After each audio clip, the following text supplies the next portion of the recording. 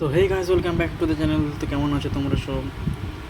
গৌতম গম্ভীর একটু আগে অ্যানাউন্স হয়ে গেছে, গৌতম গম্ভীরই হতে চলেছে আমাদের ইন্ডিয়ান ক্রিকেট টিমের হেড কোচ, যেটা যথারীতি একটা ছিল।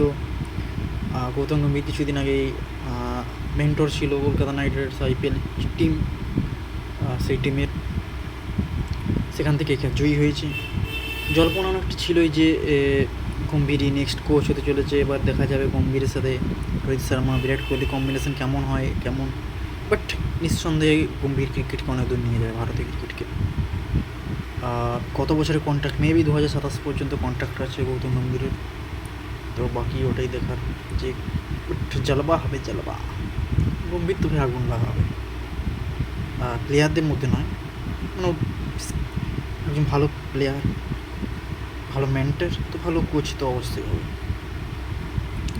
বাকি তো চ্যাম্পিয়ন্স ট্রফিতে বোঝা যাবে কীরকম কী ব্যাপার। চ্যাম্পিয়ন্স ট্রফি আসছে, বাকি আসছে 2026 ওয়ার্ল্ড কাপ আছে, T20। তো সব মিলিয়ে দেখা যাক কীরকম একটা রেজাল্ট হয়। তো আমার মতে তো ভালোই রেজাল্ট হয়, বাট এটাই লেটেস্ট নিউজ যে গৌতম গম্ভীর হচ্ছে হেড কোচ। তো চলো দেখা যাক, টাটা।